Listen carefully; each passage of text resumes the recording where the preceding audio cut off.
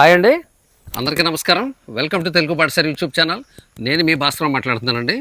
ప్రస్తుతం మనం బూరుగుపల్లి రవీంద్ర గారి మరో వ్యవసాయ క్షేత్రంలో ఉన్నటువంటి ఈ జీవామృతం ప్లాంట్ దగ్గర అయితే ఉన్నామండి. ఈ జీవామృతం ప్లాంట్ ఎలా ఏర్పాటు చేశారు, దీన్ని ఏ రకంగా వినియోగిస్తారు, దీనికి ఎటువంటి మన మెటీరియల్ అవసరం, ఇలాంటి విశేషాలన్నీ కూడా రవీంద్ర గారిని ద్వారా మీకు తెలియజేసే ప్రయత్నం చేస్తాను. నమస్తే అండి రవీంద్ర గారు. నమస్తే అండి. ఇది జీవామృతం ట్యాంకు ఏర్పాటు చేశారు కదా, దీని కెపాసిటీ ఎంత అండి? ఎన్ని ఎకరాలకి మీరు ఇలా జీవామృతం తయారు చేస్తారు? నేను ఇది 10 ఎకరాలకి ఇవ్వగలుగుతున్నా అండి. అంటే 5 ఎకరాలకు ఒకసారి 5 ఎకరాలకు ఒకసారి. దాంట్లో 1000 లీటర్లు అండి. ఇది పృథ్వీరాజ్ చౌహాన్ అని చెప్పి మహారాష్ట్ర ఆయన తయారు చేస్తున్నాడు.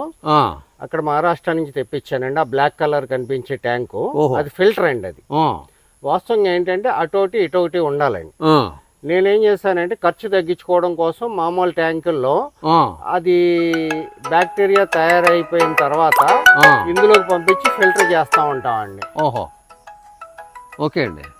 ఇందులో ఫిల్టర్ అయ్యి ఇది అంతా తయారవడానికి 1 రోజులు పడుతుందండి. 1 వీక్ పడుతుందండి జీవామృతం తయారవడానికి. 1 వీక్ పడుతుందండి. 1 వీక్ పట్టిన తర్వాత ఈ బ్లాక్ కలర్ ఉంది కదండి, బ్లాక్ కలర్ అది ఒక శాండ్ ఫిల్టర్ అండి. అందులోంచి ప్యూరిఫై అయ్యి, అంటే ఈ పేడలో డస్ట్ ఉంటుంది కదా, డస్ట్ పార్టికల్స్ ఇవన్నీ ఇవన్నీ ఉంటాయి కదా, అవన్నీ ఫిల్టర్ అయ్యి ప్యూర్ వాటర్ వస్తుందండి. ఈ వాటర్ ఈ ట్యాంక్ లో పడుతుందండి. ఈ ట్యాంక్ లో నుంచి మోటార్ ద్వారా మనం తోటకిస్తామండి. అంటే ఒకసారి నాకు దింపితే 6000 లీటర్లు వస్తుందండి. అంటే ఇది 1000 లీటర్లు, అది 1000 లీటర్లు, ఇది 1000 లీటర్లు, 3000. అది 2 సార్లు తీస్తామండి. ఎన్నాళ్ళకండి?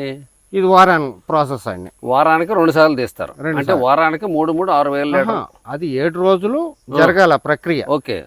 ఒకసారి దింపిన తర్వాత మళ్ళీ వెంటనే ఇస్తామండి. దాంట్లో కూడా బ్యాక్టీరియా ఉంటుంది. ఒక రోజు నుంచి తీసుకుంటాం అది. ఓకే. దానివల్ల ఏంటంటే ఎట్ ఏ టైం ఒక 5 ఎకరాలకి వెళ్తుంది.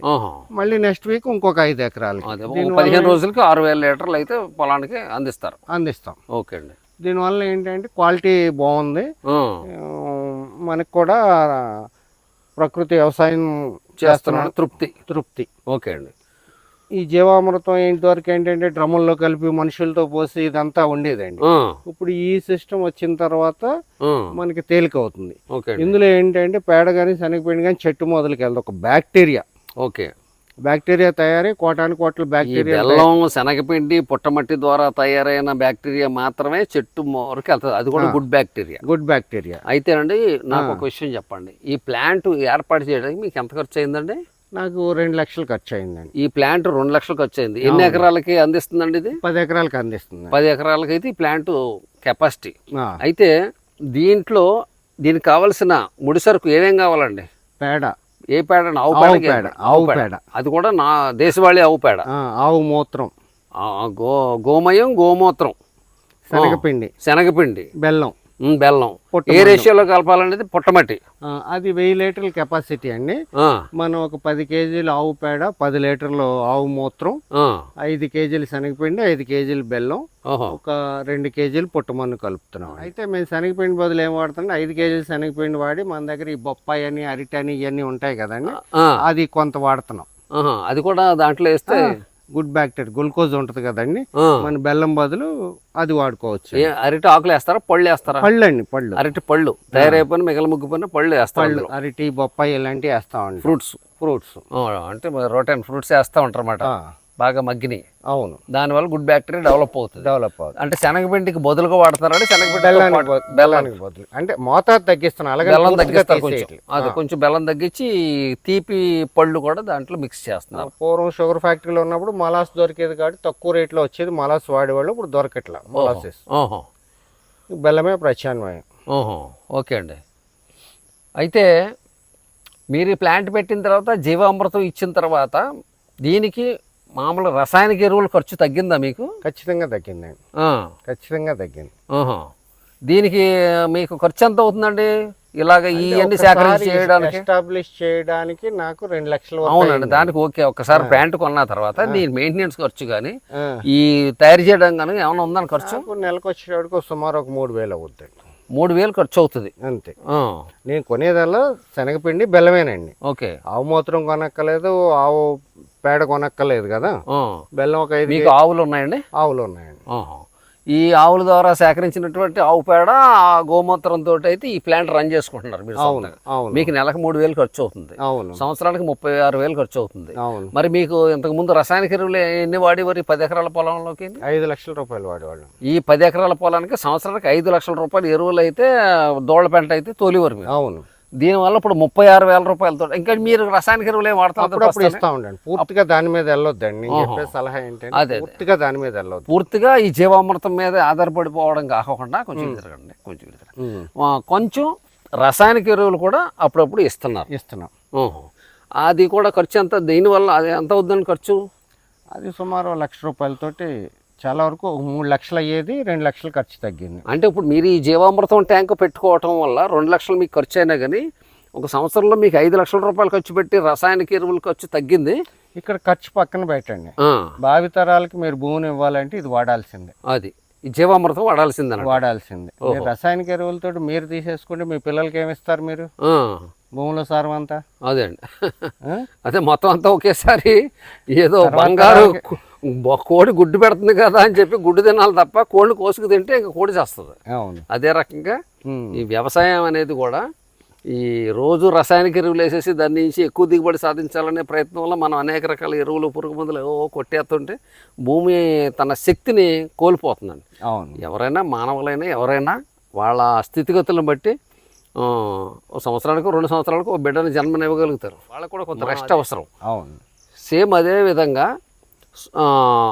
ప్రకృతిపరమైనటువంటి జీవామృతం తయారు చేసి మొక్కలకు అందిస్తూ రవీంద్ర గారు ఒక మంచి పని చేస్తారని చెప్పొచ్చు. అలాగే భూమికి కూడా తన వంతు సహకారం చేస్తూ రసాయనిక ఎరువుల ఖర్చు తగ్గించుకుని ఈ జీవామృతం ట్యాంకుల ద్వారా అయితే ఈ పొలానికైతే ఈ కావలసినటువంటి పోషకాలు అయితే అందిస్తున్నారండి. కాబట్టి రైతు సోదరులు ఎవరైనా ప్రయత్నం చేయొచ్చు. ఇలాంటి జీవామృతం ట్యాంకులు ఏర్పాటు చేసుకుని మీ పొలాలకి ఎరువుల ఖర్చు తగ్గించుకుని జీవామృతం అందించుకుంటే మొక్కలు ఆరోగ్యంగా ఉంటాయి.